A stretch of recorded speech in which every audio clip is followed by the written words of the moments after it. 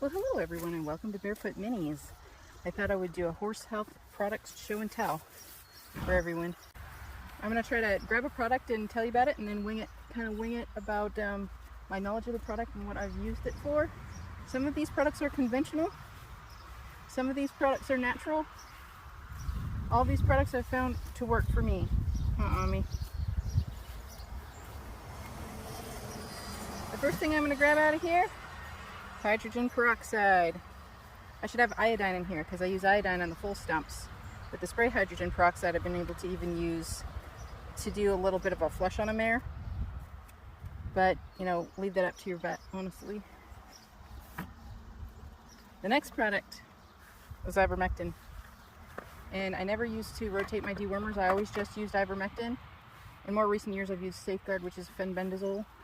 And I've also used parental pain weight, which is Strongyl, also known as Nemex if you use it for puppies and kittens. So I had a wonderful vet once that just said, if it's something he's not sure about, he hits it with ivermectin before anything else. And we've come to see that it has antiviral properties as well as antiparasitic properties and anti-cancer properties. So it's good for anything that you're not sure of. You hit it first and ask questions later. The next thing I have here, Gatorade. Some of you guys live in really super duper hot climates. And if your horses get colic or dehydrated at all, they love this nasty fruit punch Gatorade. If you can't get anything in them besides what they want to eat, it's at least something that will help get them rehydrated, as well as keeping mineral salts by their waters in the barn. It's also very good for them. And then for my stallion Joe, I've been using sea salt. That's what I have. I have the Celtic Gray sea salt on hand. I've been using that for him because he just has a little, he tends to lose his salt blocks in his stall. They get kind of attacked and smashed into oblivion. This is what has helped Joe through the winter. Organic wheat germ oil, and it's meant as a carrier oil for your skin, but it's non-hexane, cold pressed, and organic. And the next thing I have is cinnamon. This is just regular cinnamon. This isn't the fancy Ceylon cinnamon. I've been putting this in Victory and Romeo's feed every day, just as sprinkling on top to make them less insulin resistant. I have a little bit on here. I can tell you more about that. The benefits of cinnamon, how cinnamon works. Cinnamon helps regulate blood sugar through several mechanisms: insulin, mimicry, and sensitivity. Mimic insulin action, helping move glucose from the bloodstream into cells. It also increases insulin sensitivity, making the body's own insulin more effective at lowering blood sugar. It slows carbohydrate digestion. Cinnamon inhibits enzymes like amylase that break down carbohydrates, slowing the absorption of sugar into the bloodstream. This reduces post-meal blood sugar spikes. Delayed gastric emptying. Cinnamon slows the rate at which food leaves the stomach, leading to a more gradual release of glucose into the system. So I've noticed a significant reduction in the speed of hoof growth. Excessive hoof growth is a huge sign of insulin resistance. And it seems that Victory has inherited it from Romeo. Romeo and Victory both have excessively speedy hoof growth. I have this in my foaling kit because calcium carbonate, basically ground up limestone, helps the mare's uterus contract. Calcium helps muscles contract, which reduces the time that they're having after pains. It reduces the length of after pains, and it helps them make milk. So once the calcium's going into the milk, it's not going into helping the mare contract her uterus down. If she can contract her uterus down more quickly, then it's not competing with the milk that she needs to make for her foal. So I found it helps reduce after pains, and it helps them deliver the placenta. On that same note, I got the Indian healing clay, and this is something you would give to a horse that is fighting an ulcer. Just like a teaspoon or a little more on top of their feed to buffer the acid. Or what I've just been doing is feeding tribute seniority pellets to horses that are prone to ulcers, because it gives them that constant comfort. It buffers the acid.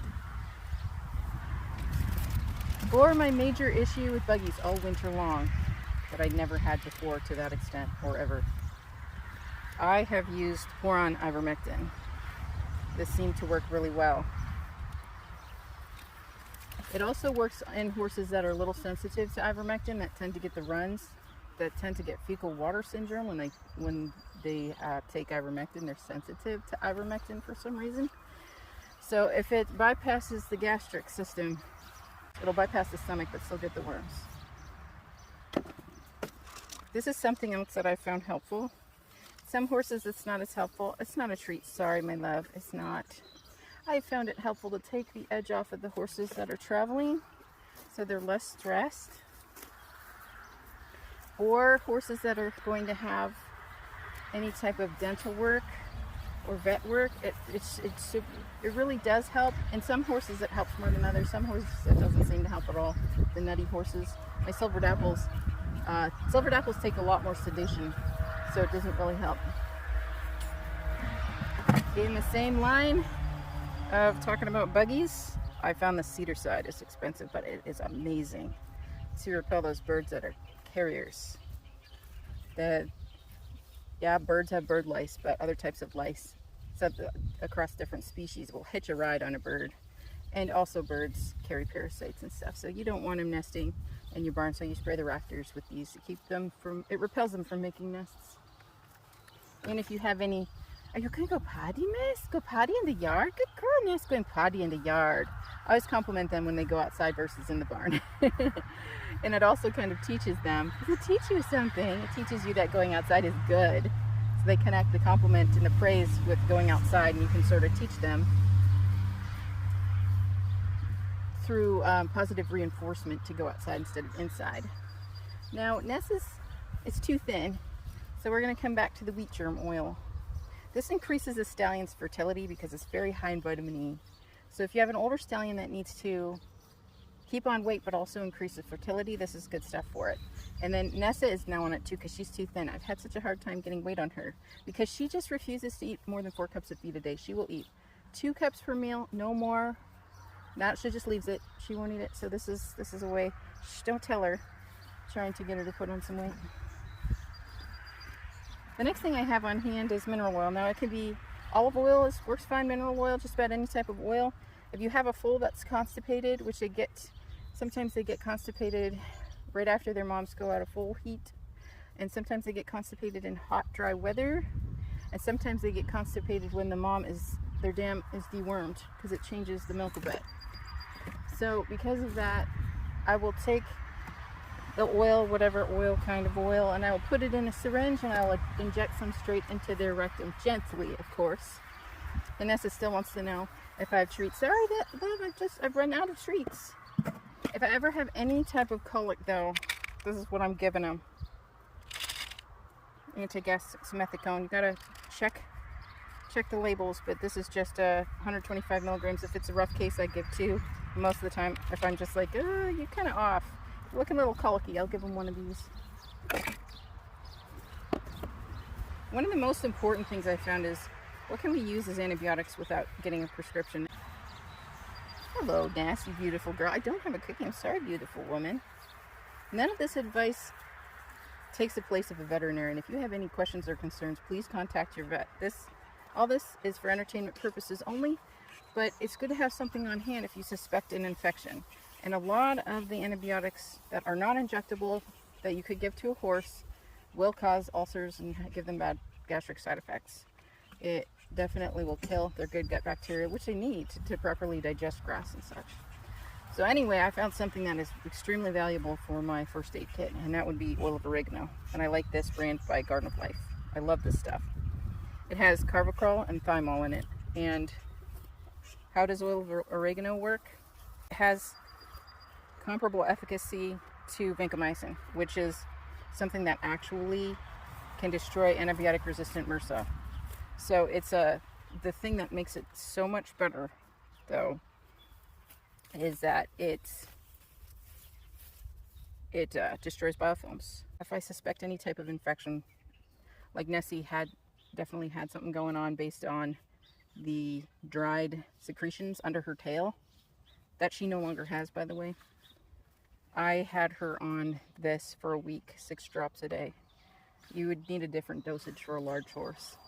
Minis are my minis are comparable to the size of a large human in weight and size. So the dosages are similar. It has a distinct advantage over vancomycin because it actually will reduce the biofilms where vancomycin won't. And in this world, we deal with a lot of antibiotic resistance anymore because antibiotics have been overused, dewormers have been overused. That's why we have to rotate dewormers, and that's why different antibiotics are used. The last thing in my horse health show and tell is my coat conditioner. In my research, I was thinking I no longer want to use silicone-based coat conditioners because they're very, it's kind of toxic to breathe it in. A lot of the horse products contain silicone, and while I used it a ton in the past on my horses, I wanted to come up with something that I have on hand, and I have a lot of green tea on hand. And I can no longer drink it because it raises histamine levels. So I just make my own coat conditioner, and it contains green tea and olive oil, and I can even add some oil of oregano if I want. But that's it. Water with the green tea and olive oil, and I found it to be a wonderful detangler and a great coat conditioner. And used properly, when you use it properly, it repels the dirt too, but it's kind of hard to repel the dirt when these guys have their dry lot. So I hope this covered everything to help you guys. Basically though, all I'm currently using for supplements in my herd, this is it. I am currently only using wheat germ oil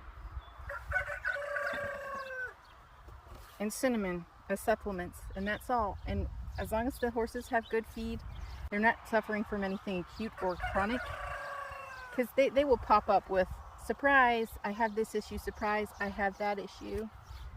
And so once they do, I'll look into it and I'll see what else I can find. Another great use for hydrogen peroxide is thrush. I love the spray bottle.